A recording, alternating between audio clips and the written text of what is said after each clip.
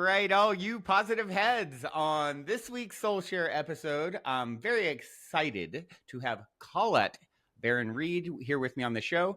Colette is an intuitive and oracle expert who has authored 15 best-selling oracle decks, as well as 7 books.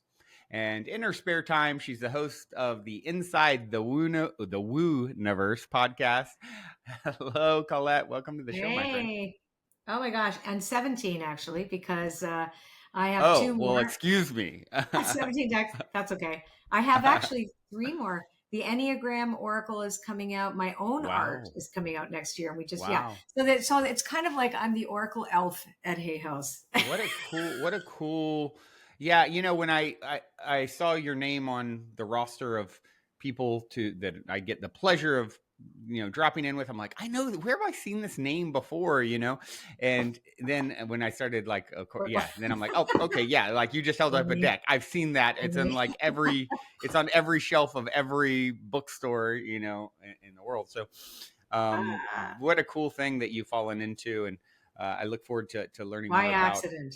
Yeah. Well, let's hear about, okay. So before we get into your backstory, because I always want to hear whatever is relevant to kind of set the stage for this conversation. I would like to start with my cliche opening question, which is, perfect. You're in an elevator. The woman next to you looks over, says, "What's your passion?" You got 10 floors to answer. What do you say? My Pomeranians.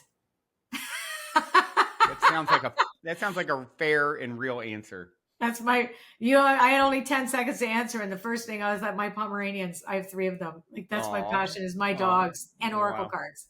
Wow. That's cool.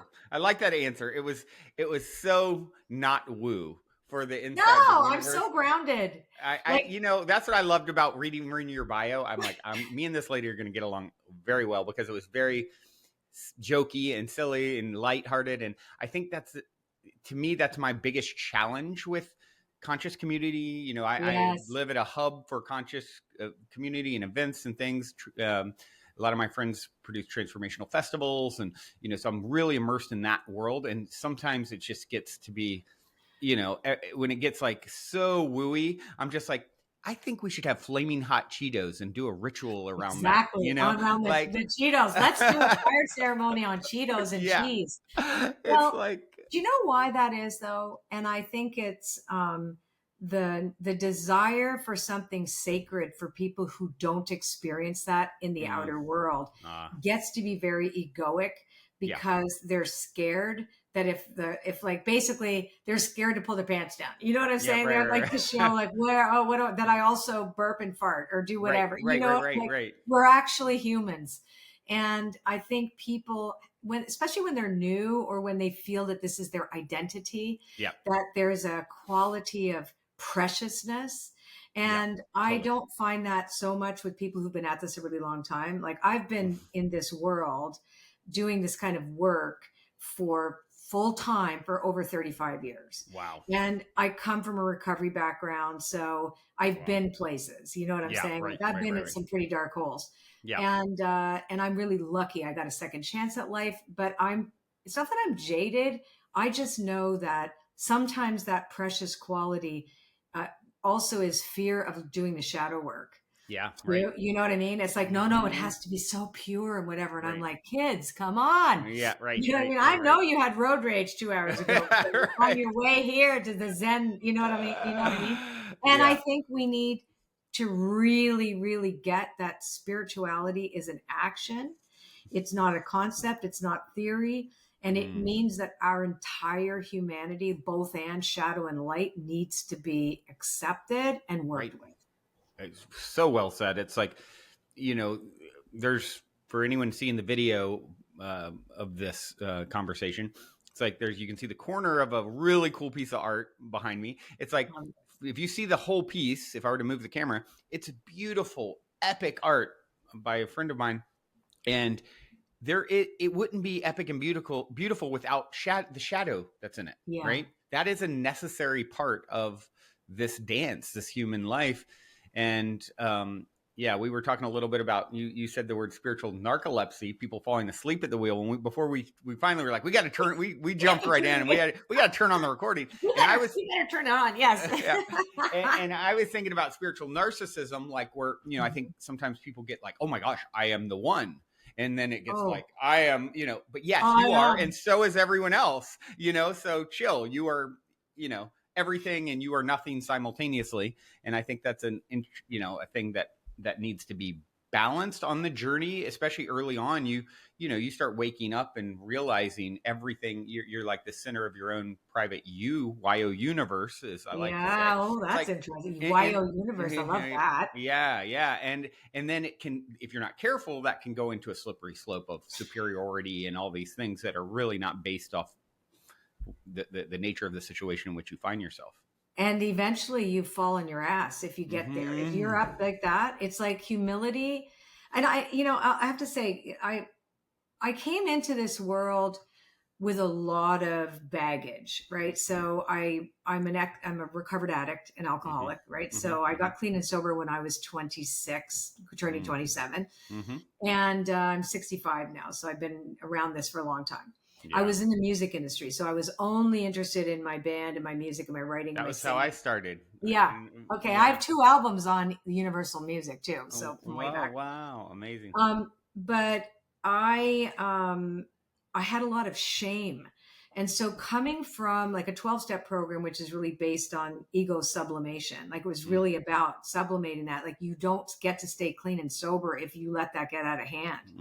And that was a life or death thing for me. So I was always very aware of the level of shame and the level of resistance to the shadow that I had. And that was such a crucial piece of my recovery, that in my spiritual path early on years ago. And then of course I got into different, just different paths. I was a bit of a spiritual tourist, going to all these different places like the Tibetans. I went to study meditation. Then I went to the Zen temple, except the guy hit me with a thing and I didn't like it because I was fidgety, and I went to all these different places, and I was looking for myself. I was looking for something that could tell me that the world wasn't as effed up as I thought it was, and that I wasn't as flawed as I thought I was. And so I never came at this from a place of perfectionism, but I came because it was just my way in. But I also know that at this time, like if we fast forward now, there's so much division in the world and there's so much fear that people are grasping so much at that. And no, I have an identity. I am good. Right. Which really that's what the show offing is of that. And that is in a way spiritual narcolepsy, because we forget both our humanity and the fact that spirit is in us. But we still have the stories and the narratives and all the conditioning, like layers of crap that prevent us from accessing that. So anyway, I mean, I think those people that we see doing that now will change anyway, because you have to. You can't be there, because then you start feeling like the biggest fraud in the world, knowing that the shadow is going to expose itself to you. That's what Carl Jung said. Whatever doesn't come up from the unconscious will seemingly come to us as fate. Yeah. And we'll call it fate. Right. Yeah. It's once you start to understand there is no light without dark. It's like, I had the pleasure of interviewing on the show a few months back, Neil Donald Walsh, who wrote the Conversations with God book series. And I asked him, what was one of the most profound things that God shared with you in your dialogue of these, these very well-known books? And he said, one of the things he said was, in the absence of that which you are not, that which you are is not. So in the absence of that which you are not, okay, I'm not evil. Okay. Well, that which you are, love, it doesn't exist without it. In the absence of that which you are not, evil, that which you are, love, is not. So it's a necessary, it's a necessary part of the journey. And I think, for people who, and our personal journeys, you wait when you first, you see these funny memes where it's like, you have your awakening and what you think it's going to be like, and it's like rainbows and butterflies, what it's really like, and you're like curled up in a ball, in the corner, what it's really like, this, heavy stuff. So, and that's why it's called the road less traveled and not easy street. Yeah, Right. right. This is true. So yeah, I mean, you've been on the road for a minute, and coming through addiction, and then so how did you end up?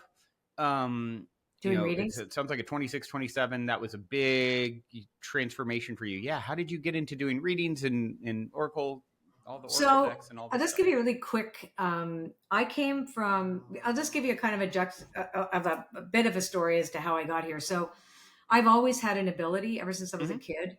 My Scottish nanny, Mrs. Kelly, was an old Scottish woman who were probably her late 70s, early 80s, because she was so old and she croaked like a frog. And my parents had her come and look after us. When they went out, she would have her little blue-haired friends, little old ladies, come over to our house, and she would read their cards. She'd read playing cards. But I saw stuff. So I saw stuff. Oh I would wow, sit playing there cards she read like cards. Yeah, she was like like a the real. normal deck. And Oh, she. that's funny. My partner has gotten obsessed with Destiny cards and Order Oh, of the I love the Destiny Magi or the cards. Oh, test I love cards. I them. think they're originally. I'm Yeah, and that's like her thing now. She's I'm a gotten to where Jack of she's starting to Clubs. do I love it. readings and really gone deep. Are you? I'm a King of Hearts.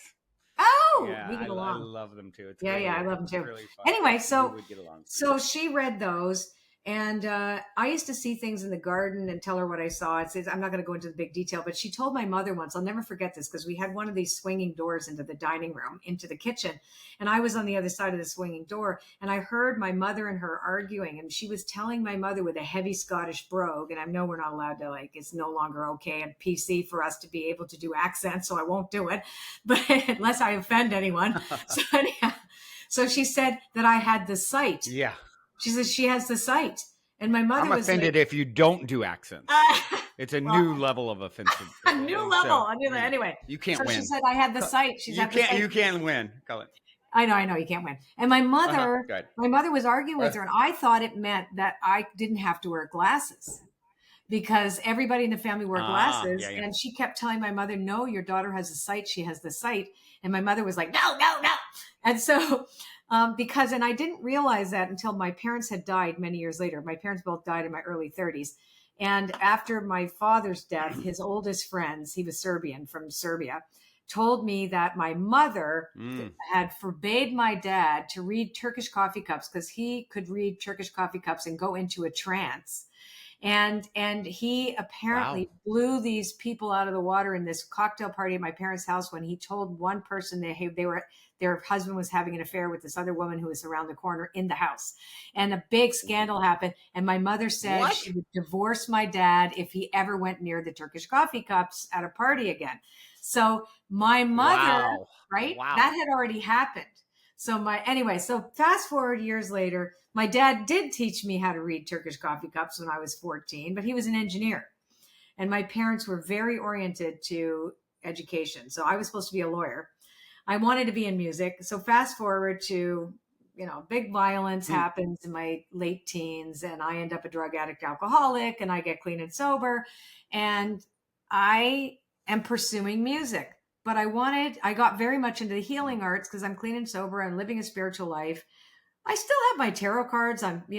People used to ask me to read them when I was high, because I would see things and tell them stuff, but it wasn't a living and I didn't make money at it. But so I never thought that would be a thing. I was just fascinated. So what happened was I certified as an aromatherapist to help make a living while I was pursuing my career in music.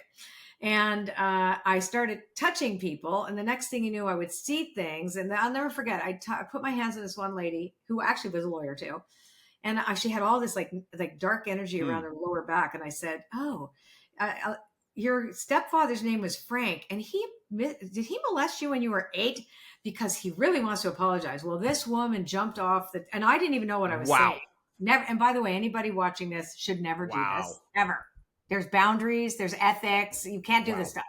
Yeah. But that's basically how everything really genuinely began. And people just wanted to come and talk to me instead of get a massage. And then that's how my career, but I kept telling people, I don't really do this. I'm really a singer. Don't come back next year. Right. Yeah. That's how it all started. Wow. What a trip. Yeah. And then obviously it led to you getting you ultimately got inspired to start creating decks. I mean, 17 Oracle decks. That's like, right. it's So one I've been thing. in I Hay House. actually, the co-living in event space.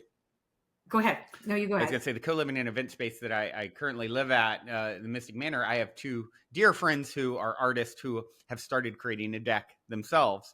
And I'm like, oh my gosh, I got to make sure and turn them on to your work and see if there's what inspiration they can get there. Because 17 decks, like how did that kick off? I can tell you this, that I'm obsessed about divination. So I have been obsessed about divination since I was about 17. I used to read all these like really obscure books my father had. Again, even though he was a scientist, an engineer, and everything, he was very mystical, etc. And he had this like old book series, and so I would be reading stuff about the occult, and I'd read things about divination in the Bible and divination in all these different cultures. And my father taught me about spirit animals because they were very much part of the pagan Balkan Slavic tradition of mysticism. So I learned all about that from him, but I became obsessive about it, the Greeks and the Romans and the United. So anyway, without going into too much time, because I know we don't have huge time today, but I got a book deal in 2005 from with Hay House.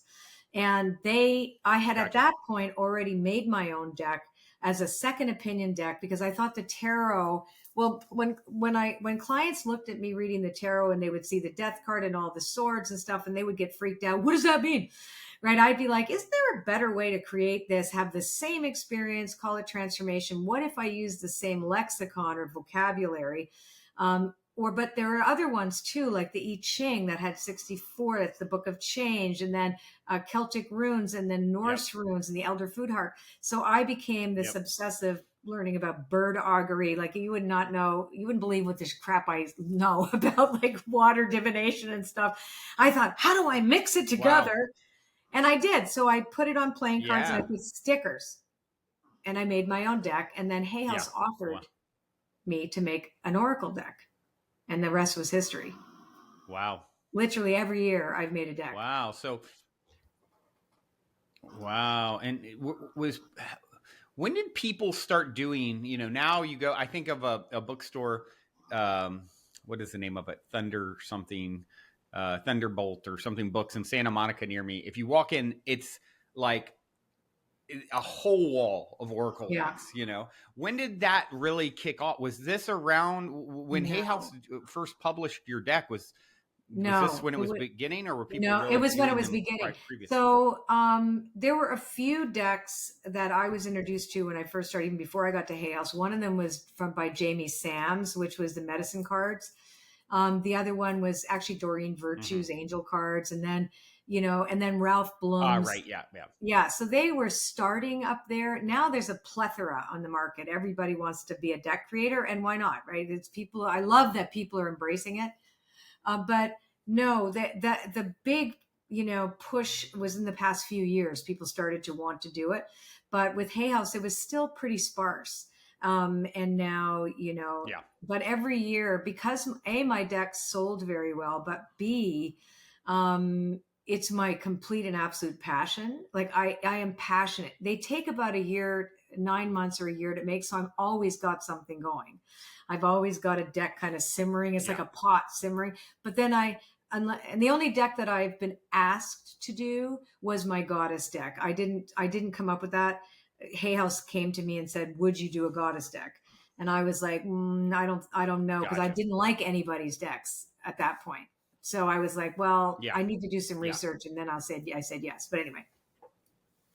Yeah. Wow. Long answer to one little question. It's a great answer. What a fun, cool path. And so do you still do, well, let me back up. One thing that I love about your story is it's like you literally, you're born into my dad reads tea leaves kind of thing. And it was not allowed. And it was kind of like hush, hush. It's like in your blood from way back, obviously. So it's really cool to see how you went from one generation of it being suppressed to the next generation. Like, okay, we're going to really, put these tools out there. Do you still do readings for for people currently? Is that No. something that Well, I kind of do step away readings in my from? Or? membership site. In my membership site, the Oracle Circle membership, twice a month, I do 90 minutes of mediumship, coaching, readings for the community, right? So they come up and people are random, get called up, etc. I had a television show as a medium called Messages from Spirit, where I just did mediumship. Oh, And then, wow. but really, yeah, Wow. really Like where a my, John Edward kind of thing? yeah, which is really to me, whenever I do those kind of events, I give all the money to charity because I just feel like I was gifted this and I enjoy doing it and it makes me happy to Yeah, give yeah. people that. But I don't find it that interesting, to be honest with you. So it just happens. For me, I just had that I was going to say, as very excitedly, I just had my first connection with my grandparents in the dream Mm, state where they gave me a name that ended up meaning something really significant the very next day. And like, cool. so it was my first experience, like with information coming through, like with a random piece of information like that, that I then love that. it's a whole story. I've told it like 5 times on the podcast in the last week. So I won't Oh, do that's that again. great. I'll But have it to was, listen. it's interesting. Yeah, it's a really good one. It led to like, basically my son who's an actor, me making sure I helped him to audition for a role because of the dream, and Oh, wow. then he got it, and Oh my and God, it's that's so, like see, and so see, people, yeah, he because, had I. Oh, okay, do you want me to tell it to you real quick? I yeah, can tell. I'll do a real quick version of it. So when my son was 18, my friend, well, you're as a medium, do you know Colby Rebel by any chance? I Are don't you know her familiar with her? personally. She's friends with another friend of mine that's a medium, But you Lisa know of her. Williams, but I know of her. Okay. Oh, yeah. And I hear she's very Yes. good. Okay. Yeah. So Colby's a friend. She is. She's a friend of mine. And when my son was 18, he's now 24. I for his 18th birthday, we went and met Colby. We both live in LA, and she gave him a reading, and she was like, "Oh my gosh, you're going to be this big actor. I've never seen a celebrity spirit guide before. Charlie Chaplin is your spirit guide." And Cool. my son told me recently, goes, Dad, that kind of haunted me for years because he had never acted. He had never, it's kind of like all this pressure to, Right. oh my gosh, I've got to live up to this, like whatever. Well, now here we are 6 years later. He's so obsessively dedicated to his acting. He's been in like 30 productions in the last year and a half, Wow. 2 years. He just won Best Actor in an indie short film in the LA Film Awards. And so the other night, I'm in the dream state. All of a sudden, I'm connecting in the dream state with my grandmother, who I used to call Moo, who was very dear to me, and my grandfather, Joe. And it's like I was excited in the dream, like, oh my gosh, I've got him on the line. It's Yeah. like you and I talking now. There's a Yeah. connection. And so I don't remember everything that was said, but essentially, the thing that I woke up out of the dream remembering, my grandfather, Joe, had been in World War II at Pearl Harbor. And his ship, the Utah, was hit while he was on it. Wow. And he jumped and swam and lived. Luckily for me, his Yeah. friend next to him died. Oh. He's standing there on the ship and here's an attack and my friend died and he lived. And so in the dream, it was like Joe was bringing through, hey, this is my World War II friend, Peter Finch. And so I thought of like the friend on the ship. For some reason, I woke up Right. and I remember half asleep, like I got to write this down. And I wrote down Peter Finch, World War II on my phone notes and instantly back to sleep. The next morning, I grabbed my phone and I'd forgotten, of course, I barely mustered the energy to write the note. And it's like, oh yeah, is this a real person? And I look, Peter Finch, first thing that comes up is this famous actor, Australian actor. Who died I know, as soon as you said Peter Finch, I thought of the actor. I didn't know who he was. He first British actor to win an Oscar after he passed for right. And he some movie called The Network. He won an Oscar for soon after he passed. And first one to win after dying. And anyway, in his Wikipedia was all about his acting. And then he was at a well-known battle in World War II as a gunner. like the Battle of Darwin or something. And so I'm like, oh my gosh, this is a real guy. I didn't know his name or his acting. Right. And he was in World War II. That's the other big piece of his Wikipedia. So I'm thinking, what does this mean? Maybe, of course, with acting, I think of my son. I'm like, well, maybe me and him should watch this movie together, because he watches a different old film every night almost. And then later that evening, I'm walking out the door to play tennis. And all of a sudden, I get a text from Bradley, my son. He's like, hey, Dad, I just left field got a self-tape request, but it has to be submitted within an hour or two. It's like a last-minute thing for a World War II film. And I'm like, I wouldn't have canceled my plans. Like, my friend was already on his way to the tennis courts. I was walking out the door. And I was like, yeah, got to cancel. Sorry. So I go and I'm helping him to create this self-tape last-minute reading opposite him, and in it, his character's from Nebraska.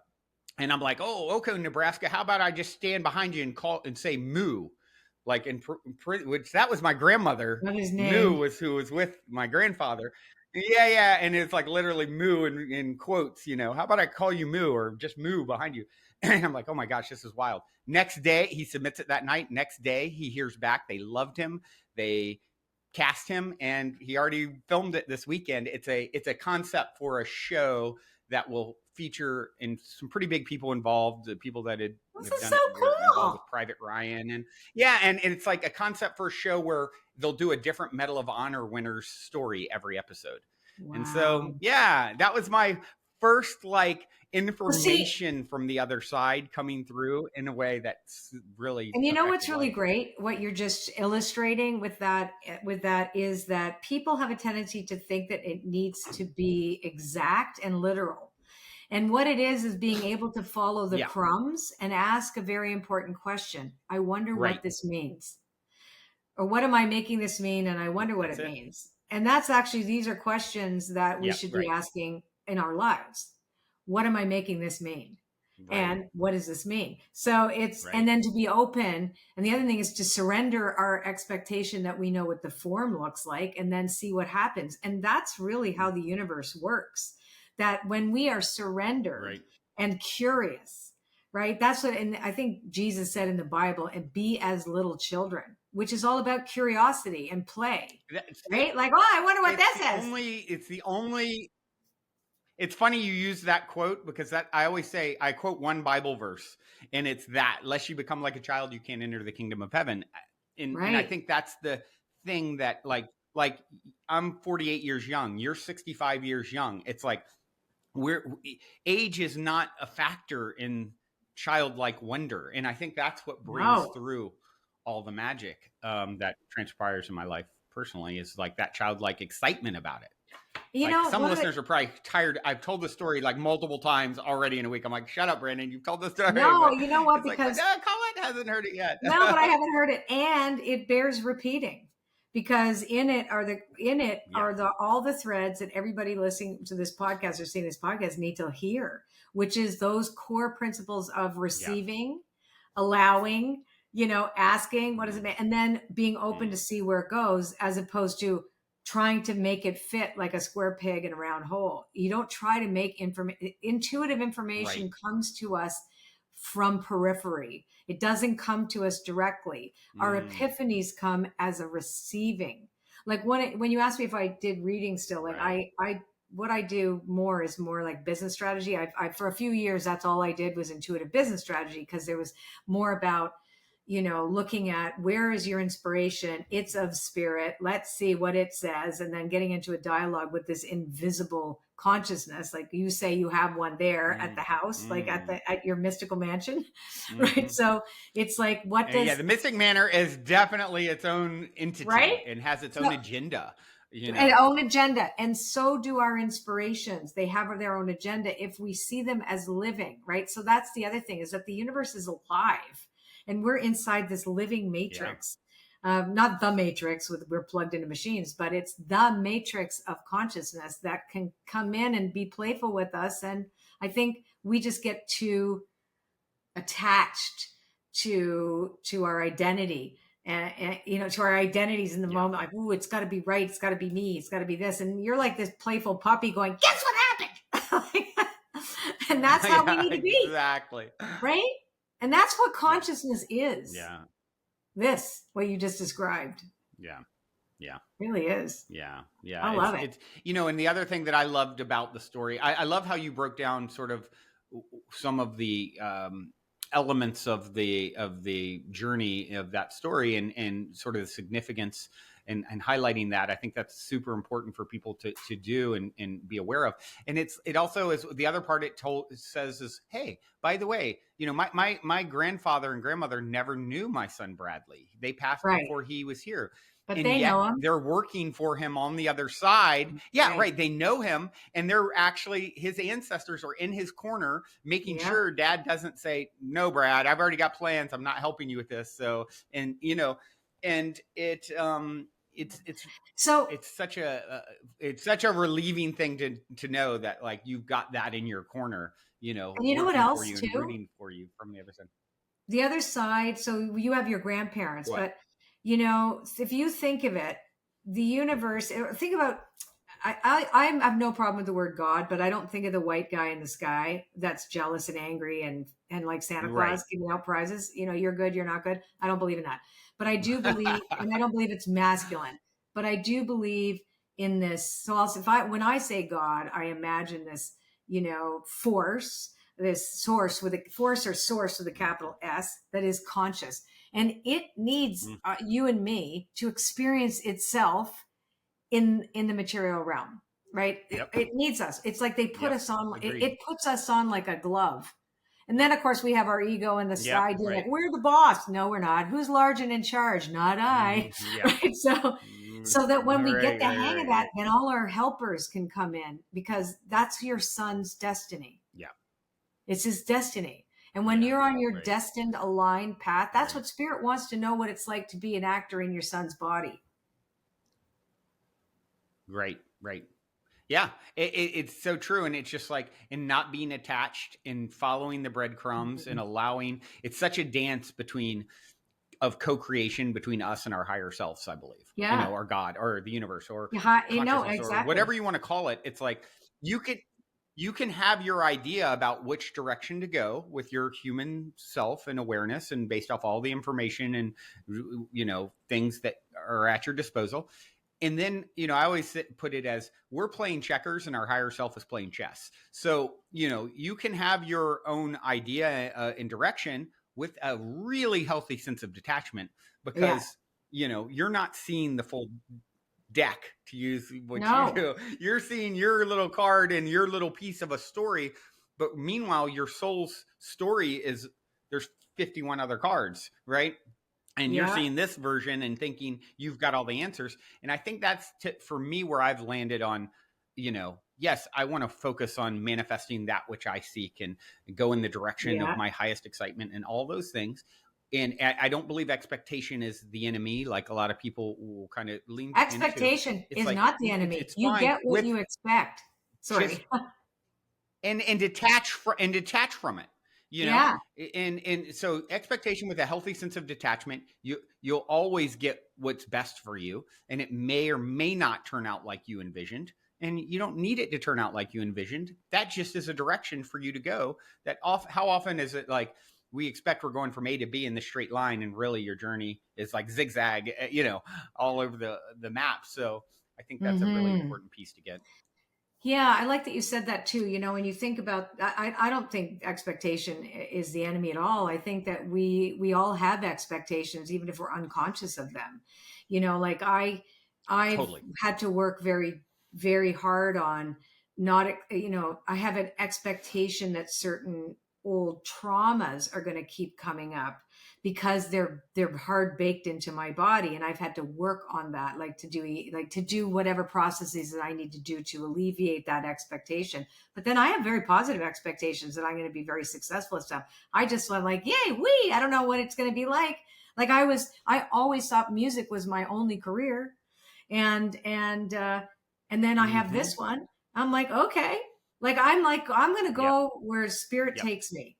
It's like, you know what I mean? It's when we get disappointed, we think, oh, that's not working. And even my biggest challenges that brought me to my knees to really look at the shadow content that I hadn't healed, that was some of my most profoundly important experiences. I'm not at the time, you know what I mean? But when I look back, I go, wow, that was a way to sharpen me. That was a way to remove some of the, you know what I mean? Some of the fear, some of the, just like some of the stuff, some of the old stories needed to go. I like the way you said sharpen. It's like sharpening your axe. Or I like to always put it like this: smooth seas never made for a skilled sailor, and you came to be a skilled sailor.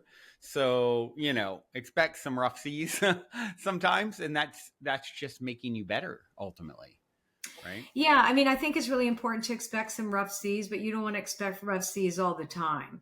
And you don't want to be like, you don't want to make the sea rough on your purpose, because you need something to distract yourself, right? So, because I think that happens these days a lot, like with it's all a delicate dance, right? Yeah, it really is. And it's a day at a time. Like I give no energy to it. What was that? Sorry. We have a little delay, I think. So I think because you're far away, we have a little bit of a delay.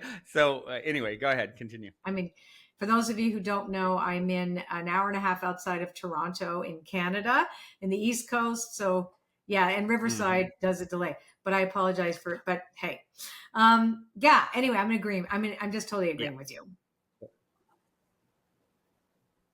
Yeah. And but I think you did say an important thing. It's like, I guess, let me rephrase, as opposed to, I am not a fan of giving energy to like the problems or the challenges or issues. I see comfort. I'm like, I've been called the king of cozy by close friends. Like, I am into comfort. Like, and I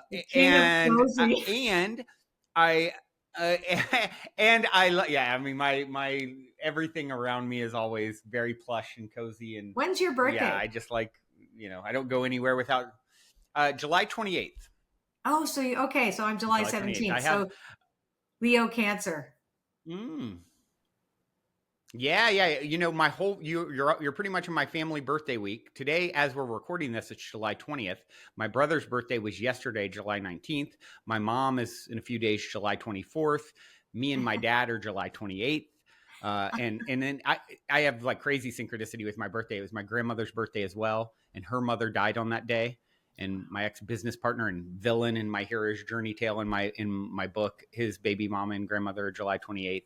I met a soulmate on July 28th. Her partner committed suicide on July 28th.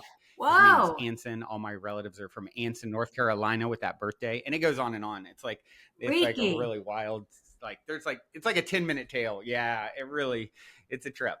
I love that. All those synchronicities. It's very cool. Yeah. So when you, it's a trip. When you decided to start this podcast, for example, like we talked about synchronicities early on before we got on the call, right? And the idea of when you're on your path, obviously this is great. I mean, I love this, this podcast.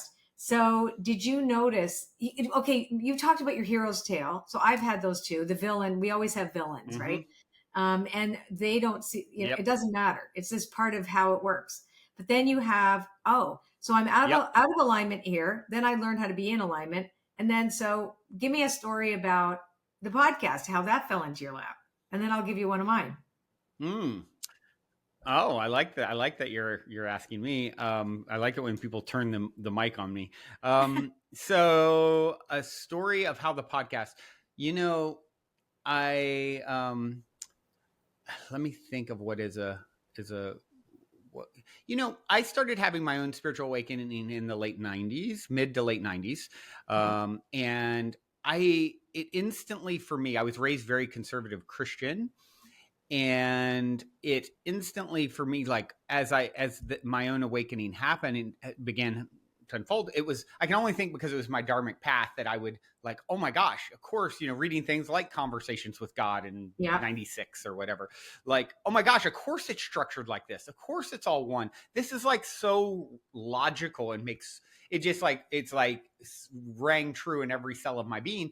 And so I, being a pretty excitable person, I would talk to anyone who would listen about it. And people, well, you've been on this journey a long time. I mean, we've really come a long way in my 25-year journey since then. Now I turn around and I'm in the transformational kind of festival community and conscious community where I go to lots of events where it's like every 21-year-old's like, yeah, of course I know I'm God, and everyone else is, like that's old news. Back then I would talk about the stuff and people were like, what are you smoking? Or, or they'd listen and be like, that's an interesting concept, and go about their normal life. Like, that just, it didn't cause the same reaction in them where I'm like, oh my God, how is everyone not talking about this? The ultimate nature of reality and the situation in which we find ourselves as souls having a human experience. And so if you go back, we just crossed 2,000 episodes of this podcast. Congratulations. And if you go back to episode 1, yeah, thank you. And if you go back to episode 1 in 2015, it's like I had to find an outlet for my poor friends and family's ears to stop bleeding from me talking about consciousness and the ultimate nature of reality and spirituality. And, and so it's really been a journey for me of, I understood it conceptually all very early on.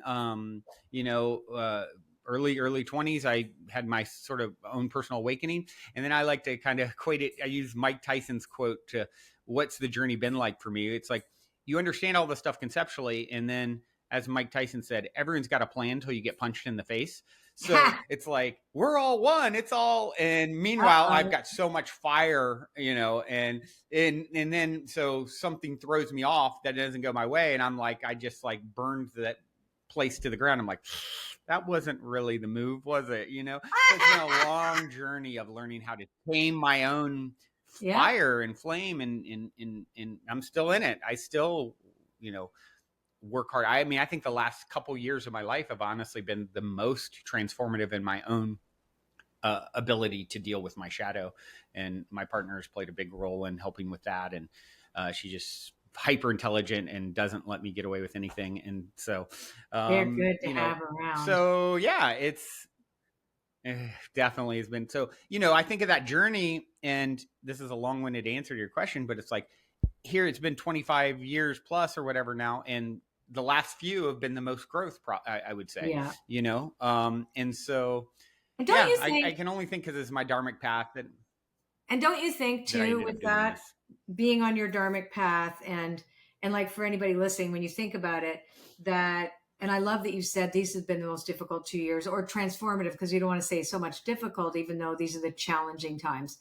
Where this I've really faced the shadow more. Yeah. Right. I think we're all works in progress, and there's no graduation here, and actually even, what's his name will tell you, Neil Donald Walsh will tell you too, he still works on himself. He's not, just because he channeled all this doesn't mean he became a perfect person. So that's the point, that if we could all get with the program and realize that this is a lifetime. It's a lifetime of peeling the onion skin, and I like that, I like the King of Cozy, but, for me, I like cozy. Why not? But I also know that the shadow is rarely cozy, but being focused in the solution and not identifying with the problem, that's really important. I don't want to take on the role of that. I acknowledge that it's there. I know this is the problem, but I want to find a solution and build. It's like, sometimes you can't change anything. It's like, I can build something better over here, instead of taking that old blueprint and saying, I'm going to burn it to the ground. Before something and against nothing. Exactly. Thank you. Exactly. Yeah. Exactly. Yeah. People don't understand. I have friends. It's such a key thing. Sorry. No, all I want to say is, when you say, I have friends on both sides of the, extreme spectrums of how people behaved during the pandemic. Some people were not for vaccines. The other one were. All this stuff. I'm friends with everybody. I'm interested in what everybody has to say. I am like, go ahead. I'm curious. Like, I will go, this is interesting. And it's like, I kind of piece together what worked for me. And I'm like, I think everybody should have their lives. And as long as do no harm, that's really important. Do no harm. I probably brought up the wrong subject matter, but it's kind of like your personal self is, is like, look for the solution for you, and then it will be a solution for others too. It's like, do no harm, do the best you can, and know that you have, it's really, your intention is really important, as well as the action follow through too. Everything. Yeah, totally. Everything. I like to say, to the degree that you judge where others are at in their journey, it equates to the level of the degree of ignorance that you are resonating with. Because at the end of the day, everyone is acting rational based off their view of the world, and they're right where they're supposed to be to lead them to the next greatest and greatest version of themselves. And that doesn't always look like where you're at in your journey. And that's, I think, one of those pitfalls, the spiritual narcissism pitfalls, like, oh, look at this person, how they're acting and behaving, and they know better. And, and it's like, they're right where they're supposed to be. And, I had a really cool experience with this not too long ago. I'll share a quick story that I think you'll appreciate. Where me and my partner, during the heart of COVID, we're riding to go get food, and we have to sit outside at this time, on the sidewalk in Venice. And there's a lot of people experiencing homelessness. And I see this guy, I see it all the time. It's everywhere in LA. But this particular guy, he's like walking like a zombie, and he just looks so dramatic in his gait and his energy. And I'm like, fall into a moment of not judging, like pointing a finger, but more like, oh my gosh, just look how sad and messed up this poor human is, what a mess, like, whoa, it's scary looking and feeling. And I just kind of speak out loud as we're driving there. And then we park, we get out, we get sat on the sidewalk. Well, 10 minutes later, this person we passed catches up with me. He ends up, all of a sudden I look to my right, and he's standing right next to me on the sidewalk, and he just stops, looks at me, the clearest expression on his face. And he goes, "Hey, how you doing?" And I'm just like, I'm doing fine. I'm doing fine. How about you? And he's like, oh, I'm doing just fine. And he kind of like that wink, sort of like, I don't think he actually winked, but it was like that. Yeah. It was like, and then he just kept walking. And then Karen's like, my partner Karen's like, notice he's wearing like almost your exact same jacket. It's like, this soul is doing exactly what it's supposed to be doing to experience itself. God knows what it's doing. And I think that was a really powerful, it felt very angelic, type of thing for me in that moment. And we always get what we need. That's the other thing. Like, if we're open to seeing. I love that story. That actually helped me. This morning I was being a little judgy about somebody, and now you told me that, it's like, like that's, and also, when we are hurt or threatened or in some way jostled by someone else's view projected on us, which happens especially when you're public, but even anybody that's online gets that stuff. It's very easy to want to lash out and say that they're bad or wrong, when really it's about them and it's about their experience, not about yours anyway. So it's like, really, the need for more and more detached observation is so clear. Like, I have to constantly remind myself, this isn't personal. The world isn't personal, because I'm like I'm like a mush pot. Like, I'm not a tough person at all. I have a big heart. I'm very empathic. Right. I feel, you know what I mean? And I want to make everything right. I don't want to do it wrong. I want to make sure that I don't hurt anybody ever, and you can't, and it's, we have to evolve at our own pace. And I also believe in second chances. I really believe people need the opportunity for redemption. Like, Agreed. They really do. Agreed. They really do. Agreed. Yeah. I definitely think of, like, the story I referenced a little bit ago with my ex-business partner, who's, I shared the story in my book. It's a story of betrayal and hero's journey kind of tale. And the day I hit publish on my book, I submitted everything. I hear from him. He rings, see his name pop up for the first time in like 6 years. And my partner's like, answer. And he's like, hey, I know you probably don't want to hear from me, but I've been on this intense spiritual journey, And I just want to thank you for planting those seeds all those years back. And, ultimately it's like, he said, yeah, my intuitive friend says something about us writing a book together. And I'm like, well, I just submitted it and you're the villain in my hero's journey tale. Congratulations. And it's like, I had Dr. Evan Alexander on this podcast. Yeah. I mean, now we're great friends again. He's back in my life and he's such in his heart now. And yeah. And it's like Dr. Evan Alexander, who was a Harvard neurosurgeon who went into a coma. I love his brain him. was fried with meningitis. And then he came out. Yeah. He shared something that I fully agree with and feel around this individual. I just referenced the story. He's like, look, oftentimes the villains in your story are your best friends on the other side, and they're playing those roles so you can have an experience that your soul seeks to have. And so once you start seeing it through that lens, it's like, hold on, are they truly a villain, or are they an angel? As Conversations with God said, I've sent you nothing but angels. And so you start putting that lens on, and it's like, okay, this may hurt. It doesn't mean I'm going to subject myself to more abuse or whatever, if that's happening. And maybe, I don't need to be around their energy at this point, but it's like knowing that it's a gift in disguise is really takes the sting away in some ways. I feel. Yeah. Interesting. What a great conversation we've had today. This has been great. It's gone so quick. We're almost to an hour. I'd love. I feel like we could talk for many hours. Maybe we'll do it again sometime soon. I'd love to hear from you. Yeah. As we wind down, I'd love to hear from you. Any stories of, I love story time. I've shared a few stories of synchronicity, serendipity, positive paranormal stories, maybe stories of how oracle cards have helped people. I got to imagine you have something up your sleeve. Yeah. Well, I love the concept of serendipity, because maybe not everybody uses oracle cards that are listening to your show, but everybody lives a life and can, know, and when we're really, really clear on something that's for us.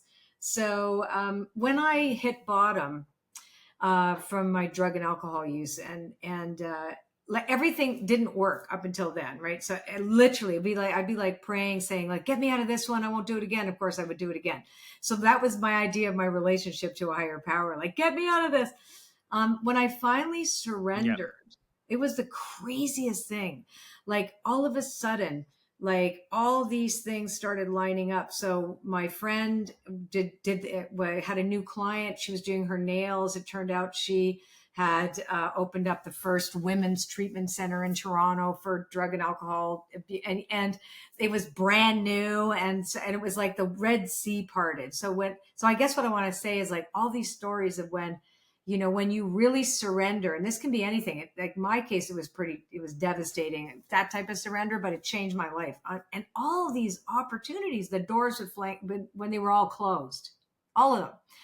And then when that's like, I have so many stories. I don't know which one to tell you. So that was that. But then it was just one thing. All of them. Right. I want all of them. Okay. I'm just trying. Maybe how I met my husband. That was good. Oh, I'll tell you about my house. That's it. So my husband and I were renting houses all through the U.S. We're Canadian, and we had no plans of moving back to Canada because we had U.S. visas, right? And we love Americans. We love America. I'm kind of like, I think I just like the way people think. Anyway, so so Mark and I kept saying like, well, this is the house before the house. I said, well, why don't we get really honest about what it is that we really want? We never said what we really want. So we described everything that we really wanted, and we put it down on a piece of paper and we put it in our God box. And I just said, let's just be really honest. But so the weird thing is, I'll give this, is that what was really important to me was that it would be an hour and a half outside of a city, and it would have 25 acres with an artesian well, very specifically artesian well. And my husband wrote down the weirdest thing, that he loved Frank Lloyd Wright architecture. Now, we were living in Connecticut at the time. Cool. Yeah, but it was like, come on. We'd have to sell millions and millions of oracle cards to have one of those houses. They were like so expensive. And I'm like, oh yeah, ha, ha, ha. So I looked at the list and I'm like, oh, that's hysterical. So we just put it in there and I went, whatever. No kidding. 2.5 weeks later, a friend of mine who's a realtor in Canada phones me up and said, hey, this property's not for sale yet, but it's an hour and a half outside of Toronto. It's got an artesian well. It's 25 acres, and it has a copy of a Frank Lloyd Wright architectural build on it. It had, say that part again. It broke up on my end. It has a what without Frank Lloyd Wright? It has a copy, a house that is a copy of a Frank Lloyd Wright architecture. Gotcha. Oh, wow. A copy. The kind you could afford. Right. Yeah. Nice. We were like, come on. Wow. And then, but I mean, we moved back to Canada. We just bought it basically off the FaceTime camera. She just went around the house and said, we'll take it. It was a fixer-upper, but it was every single thing that was important. But so it wasn't that we manifested it. It was that we aligned ourselves with something. And it needed tender, loving care. Like it needed a lot of work. It was, a fixer-upper, right? But it's like things like that. Yeah. But also, when, I know. So I know another one recent. I'll give you one more. Recently, a friend of mine, who's an author, beautiful woman. She wrote a book called Mindful of Race. Her name is Ruth King. She had sent me something about supporting her work. And I had just prayed that morning, like for donations to the school, to her institute. And I just that morning prayed to say, show me who I could help today with this check that I had just gotten, because I was going to give it away. Right. It was like, wow. And then I got the email literally like a couple hours later. And I just wrote her back going, I just happen to have something to send you. Would you like it? So it's like the universe really works synchronistically. You know what I mean? Like when you really are in alignment, it just shows up for you. Anyway, I hope those weren't boring stories, but. Oh, not at all. Those are amazing. I love, like, especially when you're getting into that mindset of how can I be of service? Yeah. I think you touched on something that's super, and it's everything. I mean, Gandhi said, if you want to find yourself, lose yourself in the service of others. And I always like to add to that. The reason I feel that holds true is because there are no others. It's in giving that we receive. And once you start to understand that conceptually, it's like, like by allowing myself to be a channel and allowing things to flow through me, I have plenty for myself, and I get the joy of sharing with others, right? Oh, I love that. And what you're talking about is really in the St. Francis of Assisi prayer. That prayer from St. Francis, it is at the very end of it says it is by self-forgetting that one finds. I'm actually taking a group to Assisi in April. It's called the Oracle of St. Francis. I'm taking 24 people. I just put it on my website actually. And we're going to take 24 people on this journey through all these churches in Tuscany. Whoa. Yeah. And hear Gregorian chants. Wow. That sounds. Yeah, it's going to be cool. That sounds based on really this fun. very prayer, because it's true. There are no others. Yeah.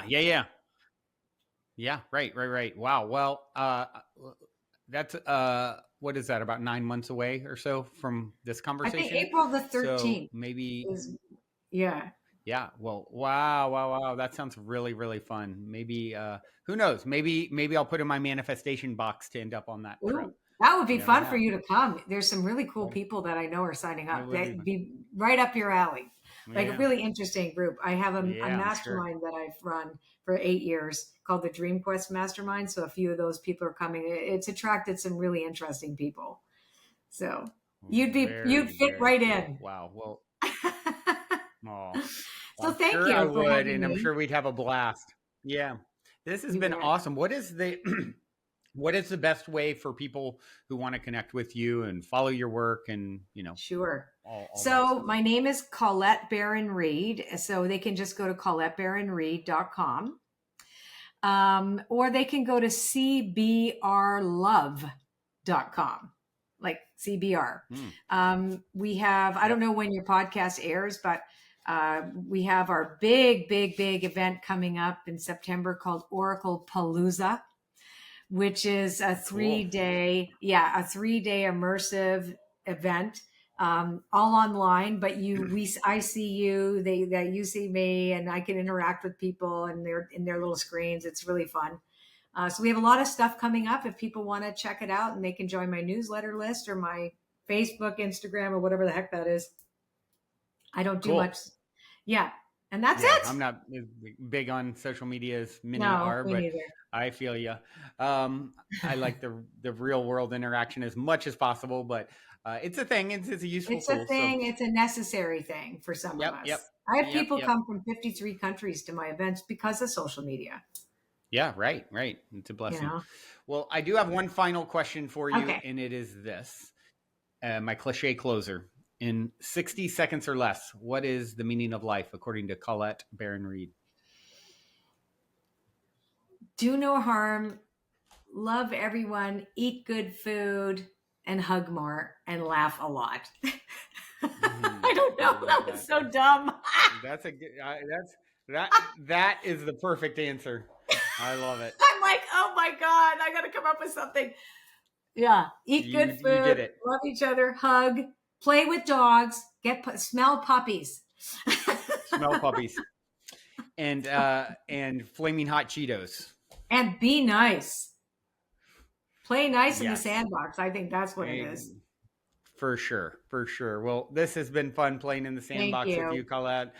And thank all of you for tuning your beautiful brainwaves and incredible hearts into another episode. Until next time, journey well.